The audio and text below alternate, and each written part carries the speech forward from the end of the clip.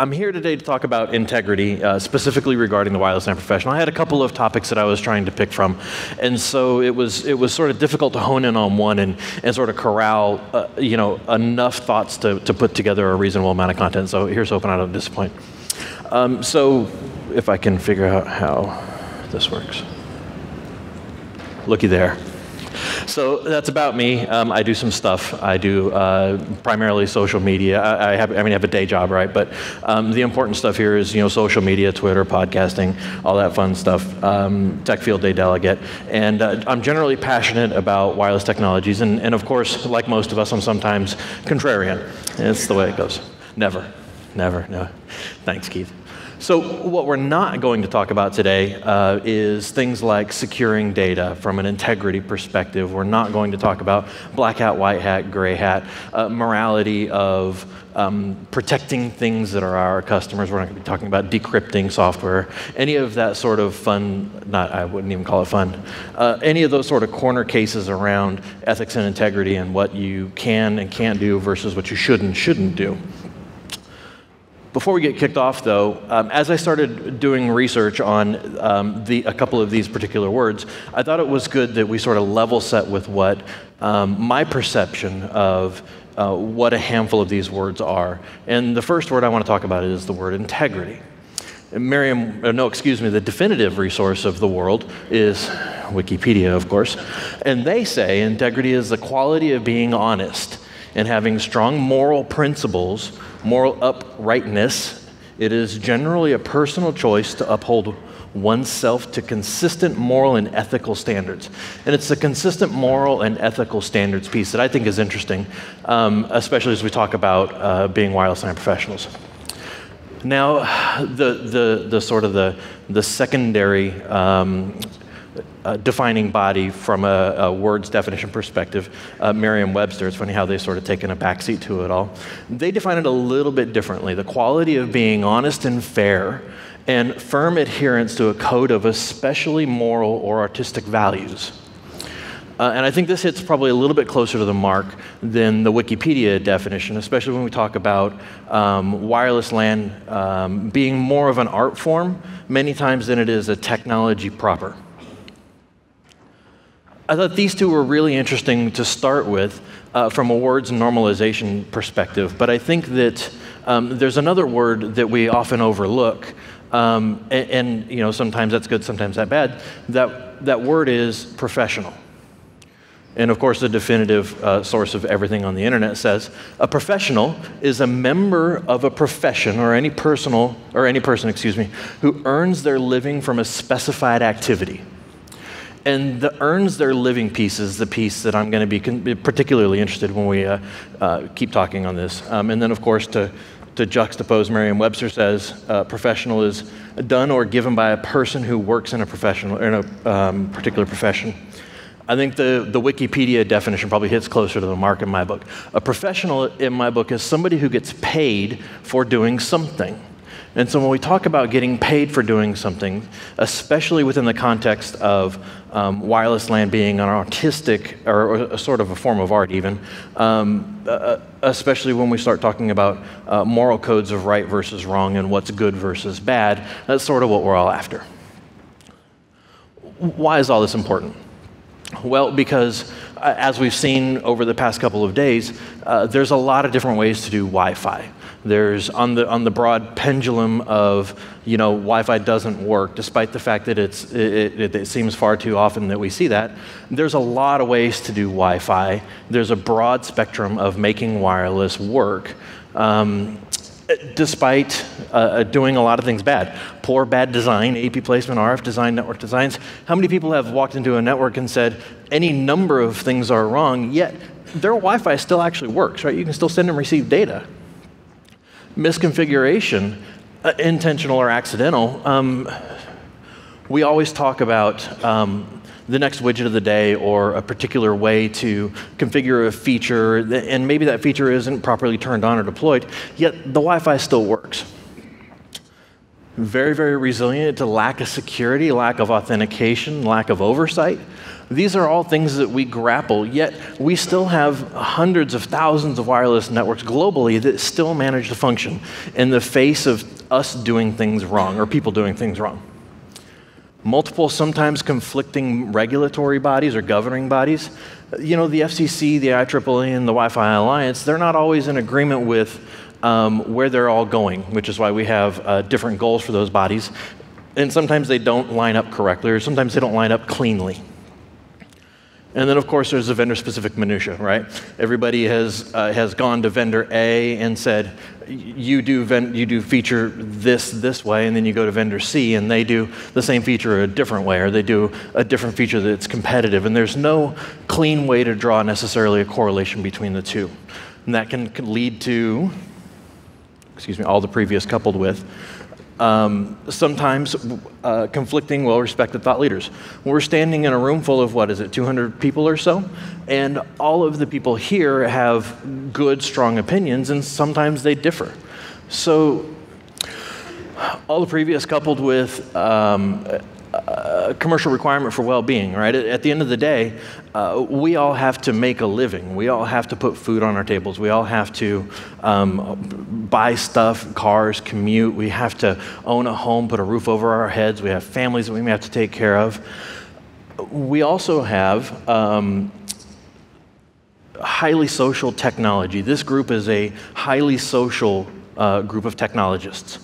And oftentimes the engagement model when we talk about highly social groups is very, very, very rapid. And sometimes it's obscure, right? Sometimes you have people talking over other people's heads. Sometimes you have different knowledge bases. Sometimes you have different features that are relevant to a particular audience. It can be confusing really, really quick.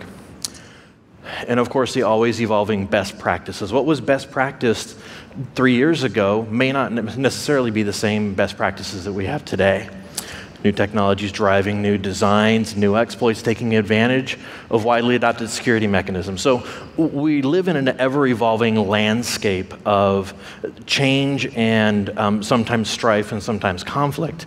And that puts us all in an interesting bind, especially from an integrity perspective. So you couple all those things together, and this can lead to discord and conflict. Happens all the time. You get people who fight with each other, people that have different ways of best practices. Consider every vendor's best practice guide that's out there. How many people have seen the best practice guide? That's because it doesn't exist, right? Every vendor's got their own for their own particular slice of technology. It's very, very difficult for any one person to purport themselves as being an expert in all vendors' technologies and absolutely know every last thing there is to know about a particular design.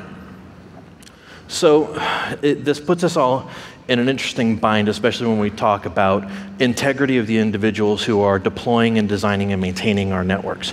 So I have a couple of examples that I'd like to talk through because it sort of gets high and lofty, especially when we start talking about right versus wrong, especially in the context of being paid to go do a job. So I have a couple of what I would call case studies. All of these case studies are founded in some way, shape, or form in reality situations that I've been involved in, situations that my peers have been involved in. Names have been changed, a couple of the technical details have been tweaked, but they're all founded in some semblance of reality. So I think that they're good things to talk about, and they may highlight what it is I'm actually after. So we have a unified school district. We'll call them City of M. And they have a new IT director that comes in, and the new IT director has several schools at their disposal, and they have two schools in particular that they continue to have Wi-Fi problems with. So Site 1 and Site 2, they're both middle schools, they're both a little bit of an older Cisco equipment deployment. They both have about the same number of students per classroom. One of them has fewer classrooms than the other. It's about half the size. The small classroom was done at a 1 AP per classroom design, regardless of what we all think about it. The other design was done at a 1 AP for every 2 classrooms. So 2 different designs, roughly same scale, 2 different styles of deployments. One school, the smaller school, has paper-thin walls. The other school is built like a bunker. So we obviously have some interesting RF components to this conversation, but at the end of the day, the IT director comes in, doesn't know anything about the sites. He engages a subcontractor or somebody to come in and triage and evaluate the situation because they're getting complaints. They've had them for a long, long time. So they bring in the sub, and the sub says, you know what, don't tell me anything about I don't want to get mired down in the history. I want to go and I want to see the sites for myself, right? I want to have a clean perspective and a clean take on the environment so that I'm not skewed by, things like politics and, all that good crap, right? Goes to site number 1, sees that he has an excessive amount of co-channel interference, causing back-offs, retries, overall performance, all the worst parts of 1 AP per classroom, right? He says site 1 has too many APs. He goes to site 2, and he says, you know what? This is one of those environments where you just don't have enough APs. I've got thick walls. I've got, two classrooms per AP. I have 2 distinctly different environments out of 1 district. This one has too many APs. This one doesn't have enough APs. The contractor goes in and says, hey, you know what? You probably ought to take some APs from the site where you've got too many and put them at the site where you don't have enough. Makes sense, right? Cites the root cause of the problem as poor design by the initial vendor partner. Comes in and says, man, I don't know who did this design, but they screwed it up bad. You've got one that's got too many, you've got one that's got enough, and oh, by the way, had you just done a good design at the beginning, you wouldn't be in this situation. Sound familiar, plausible, reasonable? Anybody heard anything like it, right? What they didn't know was that the district's initial design was non-existent because they were E-rate funded, and the application process wasn't actually expected to be awarded. They didn't think they were actually going to get them, so they didn't do any of the upfront work. The speculative nature of the application was required to be adhered to, right? When you submit for E-rate, they require you to adhere to that, to however you submitted it. And in this case, the application was done to normalize schools regardless of size. E-rate specifically prohibits sharing assets between addresses, creating a no-win situation for the original partner. The original partner was part of an E-rate went in and basically did the best that they could do, right? So fixed quantity APs was required to be installed at each school regardless of size, capacity, density, construction, architecture, or application requirements. The technology had nothing to do with why it was bad. And in fact, there was no RF design done, so there really wasn't a way to pin anything on anybody, despite the fact that the subcontractor that came in said, well, you clearly did some bad things wrong, and didn't have a complete picture of what was going on. From an integrity perspective, there's a couple open-ended questions I'd like to ask. Was the original designer at fault? Did the remediation contractor provide a valid solution? Well, it may have met the goals technically, but it was something that couldn't be accomplished. Was the ask for a root cause analysis unfair? A new IT director wants to know about his environment, doesn't have any of the legacy history. Is it fair for them to ask, why does my problem exist if they don't really have any context or history? Who was right? Who was wrong? Case study number 2. We've got a regional hospital. We'll call them W Medical Center. We've got a new IT director. New IT director inherits a network design. He comes into an environment and his network is awful. Everything from top to bottom. Says, I've got too much stuff going on. I need to bring somebody in to take a look at my wireless and tell me what's going on. So he goes and he does a Google search and he says, show me a Wi-Fi specialist. I got to get one here. He goes out, hires a boutique Wi-Fi specialist so that they can come in and they can look at his network and they can tell him what's going on. Sounds plausible, right? Wi-Fi contractor comes in, finds this. We looked at a spectrum analyzer before. That's a really busy wireless network. Actually, it's a clean, really busy wireless network. There's actually no interference on that at all. It's just a really, really busy wireless network, right? So Triage reveals from this sub that there's a lot of APs at the hospital. There's an excessive number of SSIDs at the hospital that are device specific. Anybody ever been to an old hospital and seen a PDA SSID and an IV pump SSID and there you go, yeah, all the healthcare guys, right? All radios enabled in both frequencies with all data rates supported. By the way, SpectraLink voice priority turned on at 2.4 gigahertz, despite the fact that there's no SpectraLink devices in the environment. Cites a bad design and implementation by the incumbent VAR as the root cause. Says, I'm going to go ahead and make a couple changes, does a couple of things, and goes out and measures some empirical data. Oh, sorry, advocates numerous QoS changes, right? He advocates a bunch of changes, and goes and makes them. And guess what? He goes and takes some empirical measurements, and things look 1,000,000 times better.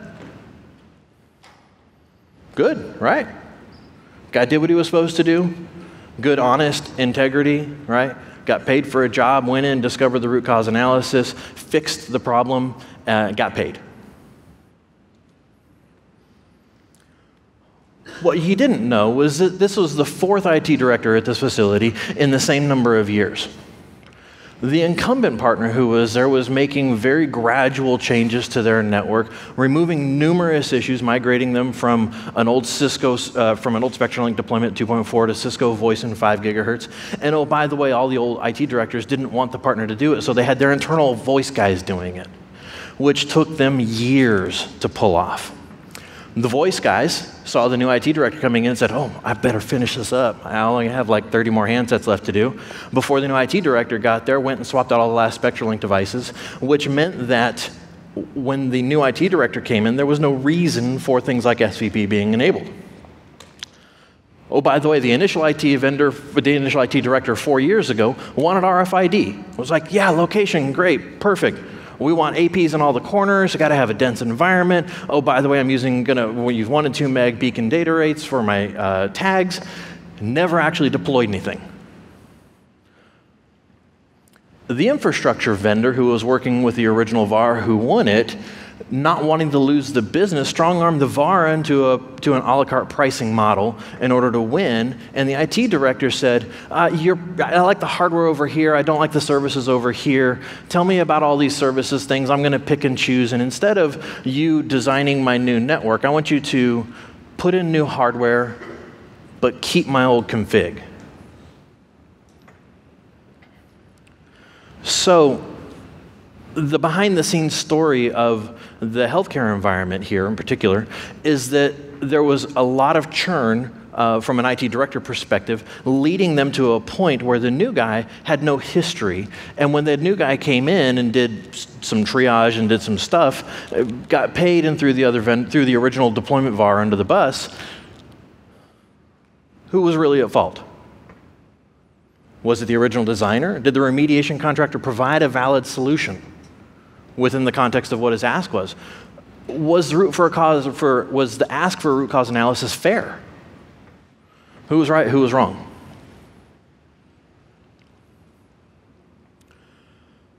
Third case study example, healthcare. This probably sounds familiar. No, but this may not sound familiar. Sorry, that's the second one. VAR is engaged to implement a design a new healthcare location with the following metrics.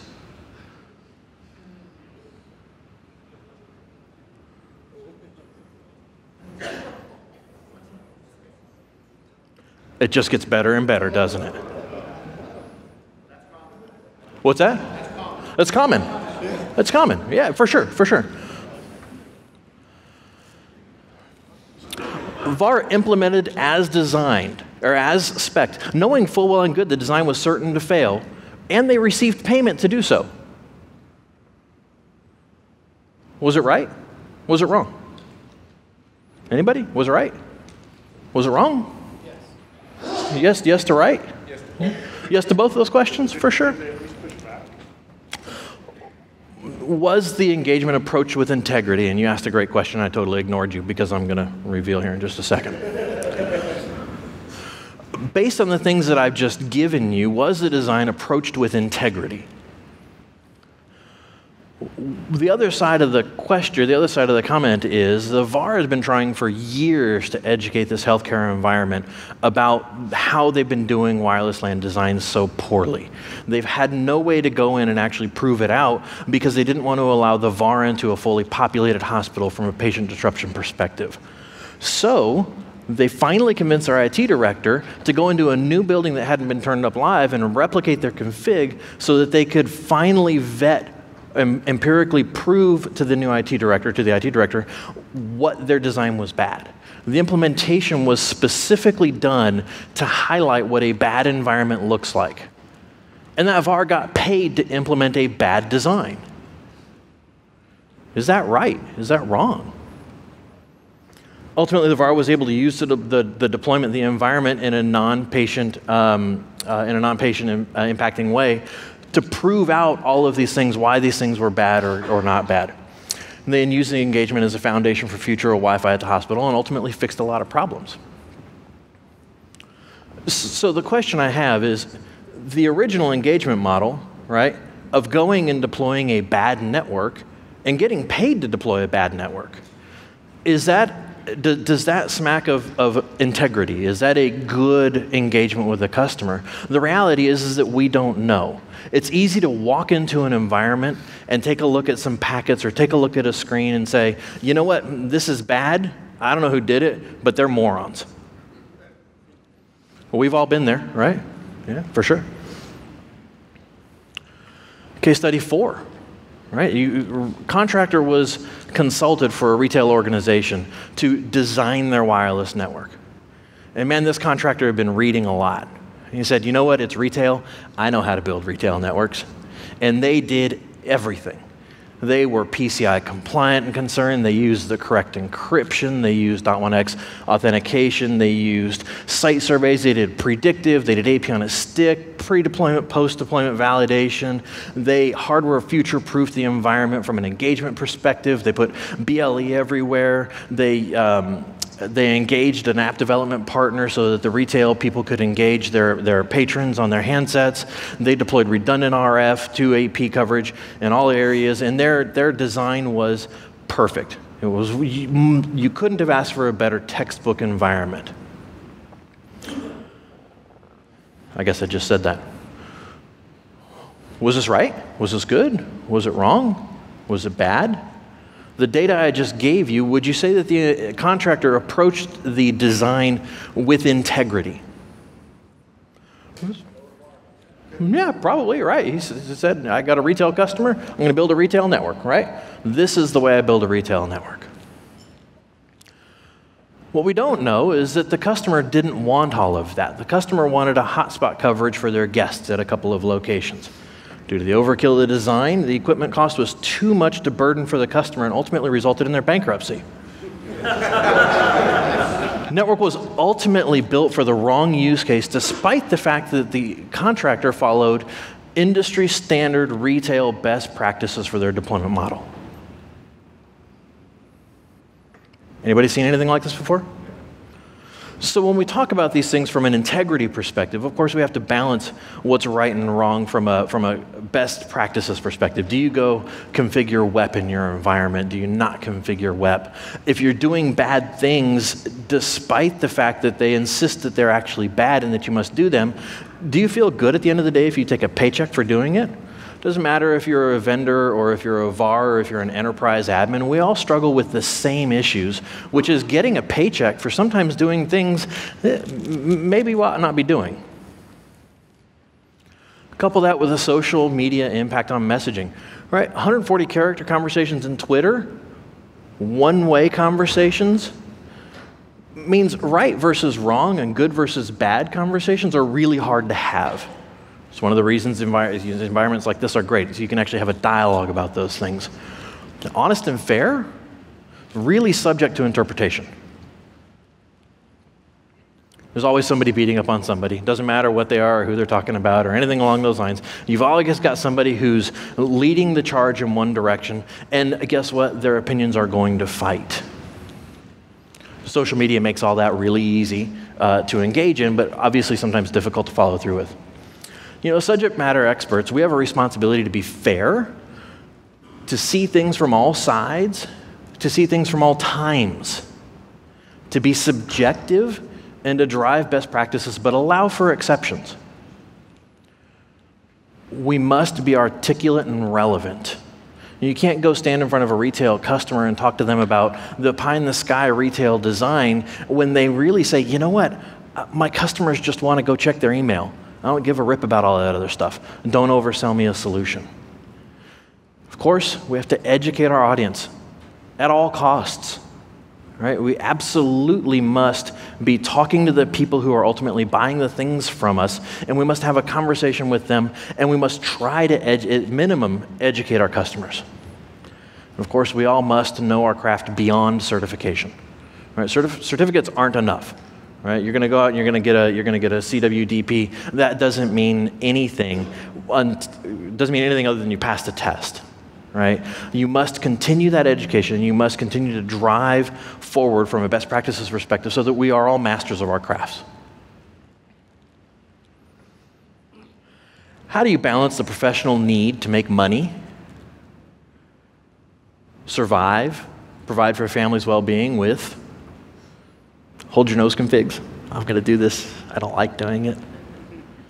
Known bad designs, walking into an environment where a customer insists that you do it the way that they did it previously. Bleeding edge deployments in stable environments. I had somebody ask me just before this session, hey, I've got account managers who are going out and pushing the new Cisco AP3800. Is that good or bad? I don't know. What's your customer's environment? Pushing them into healthcare? As long as it's a long-term strategy and they're not going to buy them tomorrow, it's probably a good idea. There's always more information to be had. New features, products, widgets without formal training. How many people got a certificate, a CCNP certificate that was on a butt old version of code, and then they felt like they were empowered and they were going to go deploy a new controller with a new widget, and they said, I'm a CCNP. I know how to go flip a widget, with no actual training on what the new feature is or what it does. How do you balance all these things, all these bad things that we're all asked to do, even if you're asked to do them by the person cutting the check? Closing quotes. People shouldn't make quotes from themselves and share them. So I can't quote myself as a closing quote. So instead, what I'll do is I'll leave you with this. It's like give a man a Les Paul and he becomes Eric Clapton. It's just not true. But the tools that you use don't make you a better engineer. You have to know how to use those tools. Make it a point to do something every day that you don't want to do. Mark Twain. Outside of a dog, a book is man's best friend. Inside of a dog, it's too dark to read. So let's not lose sight of some of the things that we've talked about, especially when we start talking about integrity and balancing taking a paycheck versus going and flipping a new widget or implementing a best practice or doing something good or wrong for a customer. That's all I had. Any questions? Yes? So if you know you're going into a bad design, how do you get it signed off, or how do you tell them, what is your approach to saying this is a horrible design, you really shouldn't do it? Sure, if you know you're going into a design and it's going to be awful, how do you protect yourself? Well, the only evidence of your design once you've left an environment is whatever you leave behind.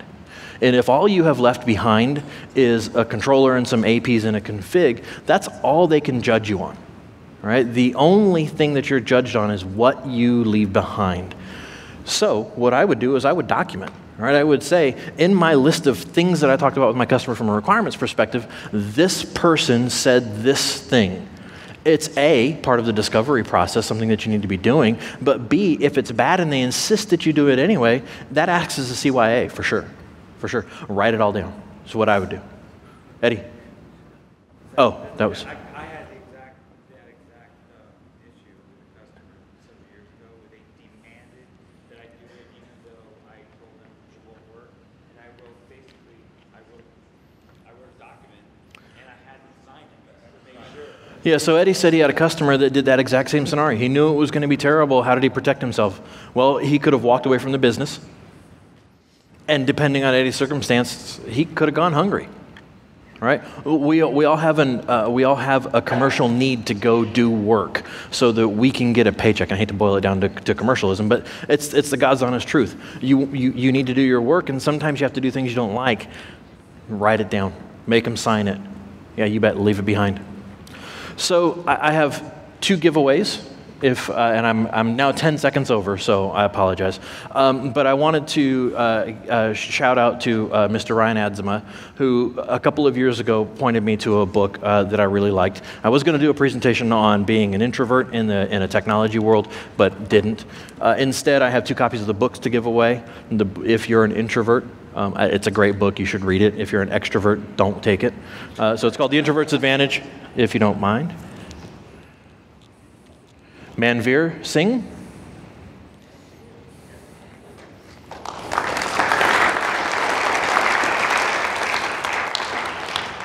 Joey FECI. I'm not even going to try. Thank you.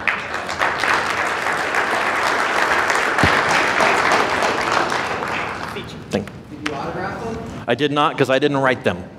And you're such an introvert. Thanks. I am, actually, as it turns out. Yes, Buy you the are. book. Oh, I have to read the book now to find out. Aaron. Thank you, everybody.